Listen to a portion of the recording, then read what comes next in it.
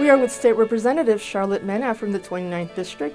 The 29th District includes South Tacoma, East Tacoma, Parkland, and Spanaway, and just a little bit of Lakewood. So I want to ask you about, you have a lot of bills that are really interesting, but 3 of them are moving quite quickly. One of them made the front page of the online Seattle Times, so congratulations on your cosmetics bill. What does this bill do? Yeah, this bill bans 9 toxic chemicals in cosmetics, which includes makeup, but also includes other things we use every day, like lotions and face creams. And a lot of these chemicals have really harmful effects on people. We're talking about lead, which we know there's no safe amount of lead we can have. We're talking about formaldehyde and PFAS forever chemicals. So this bill would ban those from being in cosmetics in Washington State so that folks can be sure that when they pick something up at the grocery store or wherever they get their cosmetics, that they are safe to use. When would this bill take effect? 2025.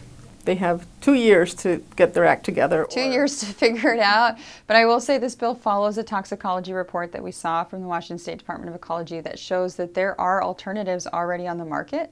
There's preservatives that are safe to use, and so we want folks to have the assurance that when they pick something up, it's been vetted and it is safe to use.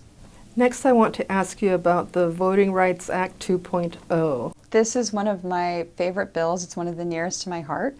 I got to work on this bill as a staff member in the other chamber, and I got to see this incredible bill that had affected my home community of Pasco, where I grew up originally, change the game. You know, it allows jurisdictions to restructure to district-based elections so folks can elect leaders from their own communities. And this trailer bill just lowers the barrier to entry for any jurisdiction or person that feels that their voting rights have been violated so they can access the WVRA and use it.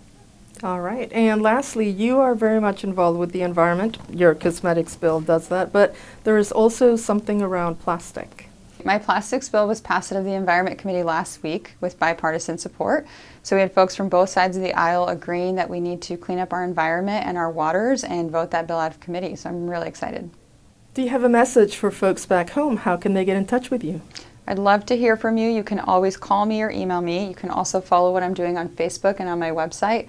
And you can testify on bills that you're interested that I'm leading or that other members are leading. And you can testify remote or you can come down to Olympia.